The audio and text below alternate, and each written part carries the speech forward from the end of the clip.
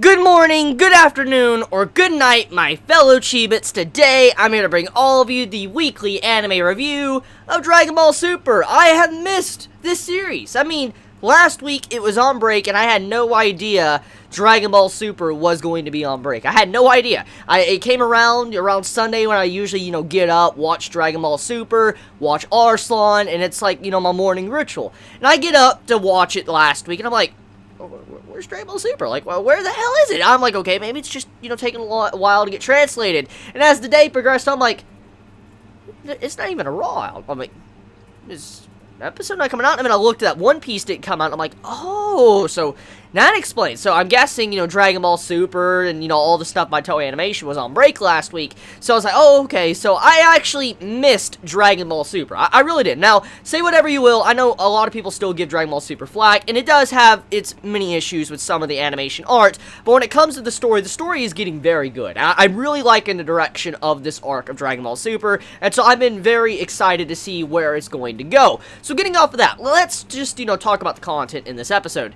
So we get the introduction to Zamasu. Now, I know this character has been kind of getting built up with hype for a while now, for many, many weeks, and many people have been talking about, like, okay, well, what's this man's connection to, Goku Black? Who is he? Why is his ki very similar? There's been a lot of discussions about this character, a lot of hype built up, and we finally get to see this character in the anime, and get to see some of his fighting style, and see what is really going on here, and his connection with Goku Black. So my first impressions of Zamasu.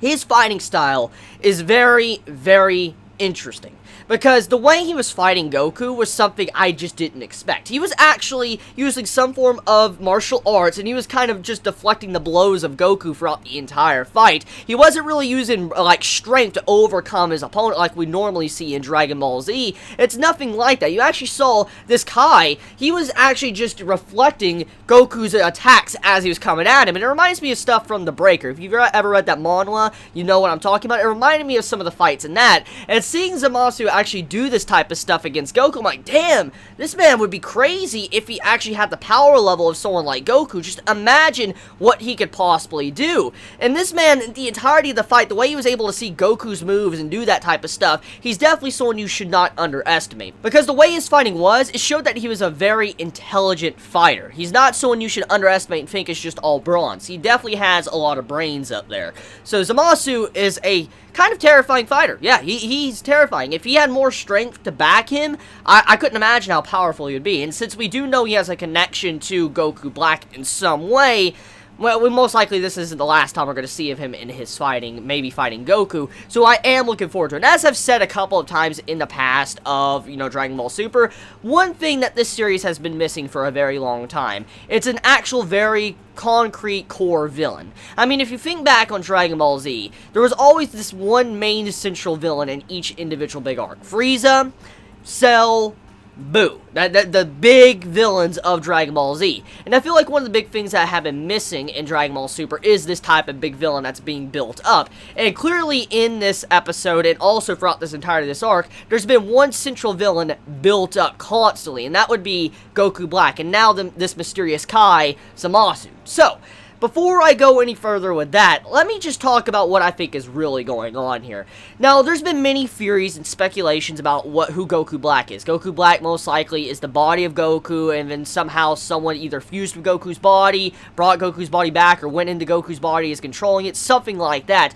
And there's been a lot of theories about this, but now seeing how this Kai has something very similar to Goku, like the Goku Black, it makes you wonder what is happening here. Did that Kai, like sometime in the future, maybe fuse with Goku? Did something else happen? We know there's a time ring, and apparently from what we found out in this episode is that all the time rings are there. There's none out of place. Now, we do know that Beerus and then they said that they were going to be trying to go to different Kai locations and just to, figure out what's going on, but we know the real reason why they went there. They went there to confirm about Zamasu and his ki and see why it feels so similar to Goku Black.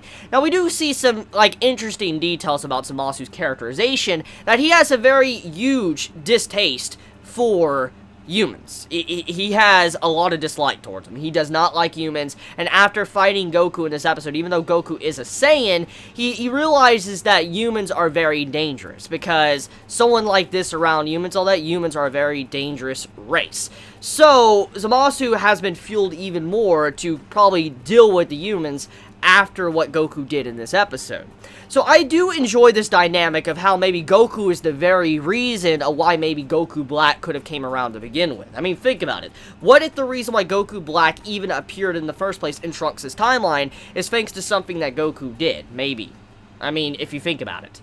I mean, it's really strange when you take a moment to think about it. I mean, there's different timelines and dimensions and shit, and we don't know the entirety of, you know, the complexity of the world of the entirety of the universe and how they work, especially with Trunks' timeline.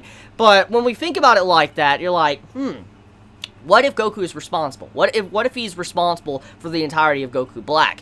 So yeah, I mean, the episode overall, it was an enjoyable episode introducing this Kai and also more about his characterization.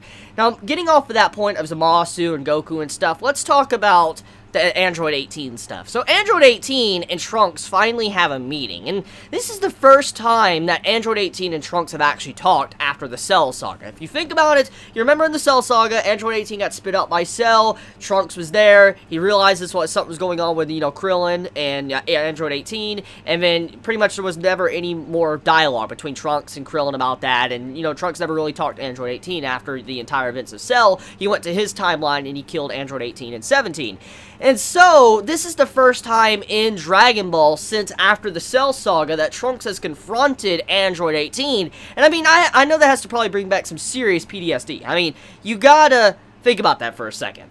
I mean, Trunks was fighting the androids his entire life. I mean, Android 18 and 17 killed Gohan in his timeline. So you know that probably scared the fuck out of him. I mean, old wounds do not just die like that. They don't. And seeing Trunks react like he did, honestly, I was surprised he acted as calm as he did. Because, I mean, if you had someone constantly going around murdering so many people, if you saw their face again, regardless, okay? Regardless if they're good or not, you're probably going to freak out and just be all tensed up. And Trunks, granted, he was tense, but he seemed to kind of accept it more because he saw the child of Krillin at 18. So overall, though, I just do like that exchange. I like how that was added in. I do wish Trunks acted a little bit more dramatic because it would have felt a little bit real to his character after everything that has happened to him. But on the other hand, it goes to show you that, I mean, he actually understands that this 18 is not the same as the 18 he knew. So there's just different ways to view it. But overall, I was really a big fan of 18 and Trunks actually meeting in this episode for the first time. And I do like at the end of the episode that we were having some form of hints that Trunks is actually going to Vegeta to do a sparring session. So I can't wait for that. I cannot fucking wait to see the Prince of all Saiyans go up against Trunks. Oh my god. Yo, it's gonna be fucking hype. When's the last time those two, I don't think, have sparred together? Like, I'm not talking about, you know, our little kid Trunks. I'm talking about, you know, adult future Trunks. The last time I think those two sparred together was in the Hyperbolic Time Chamber. Now I think about it. Yeah, it was that long ago, wasn't it? So, thinking about it like that, this is going to be like an old father-son reunion beating the shit out of each other. I can't wait. I just can't wait to see how Vegeta is going to lecture his son on fighting and all that. I mean, we know Vegeta's kind of mellowed out a lot since the time of the Cell Saga and even the Buu Saga, but I know Vegeta, when it comes to some of his personality, especially when it comes to fighting, he still hasn't changed that much. So I can't wait to see exactly how he lectures his son in fighting and see how, you know, Trunks reacts to his father's teaching and maybe how different it is compared to how it was in the past. So yeah, it was an enjoyable episode. I mean, it did have some comedy moments here and there, as always, when it comes to Dragon Ball Super. You had more of the Mai and Trunks romance build-up, which, once again, you can really see Toei Animation is just really trying to shove that in there, especially with how Trunks and Mai are going to be getting together, which, I mean, just depending on how you view that, you might think that's kind of annoying, you might like it. It really doesn't matter. I don't really care for it, honestly. I really don't. Personally, I really wish that we had more scenes focused on the plot and the world building, but I do know that we do need characterization and those scenes to give development besides just fighting, so I can deal with it, but personally, I'm not the biggest fan of those scenes. Now, I do understand that, you know, that means they're going to get together, I'm saying I'm just not a personal fan of the Mai and Trunks scenes, because it's just an every episode thing, and we understand what is going on here. This isn't, you know, a slice of life fucking, romance series. I'm like, oh, I don't need to see this. I mean, I like my romance, but damn, you don't have to do, like, the exact same thing with these awkward situations in every single episode of Dragon Ball Super. So yeah, you all have a wonderful day or night wherever you live. Please be safe. Chibi out.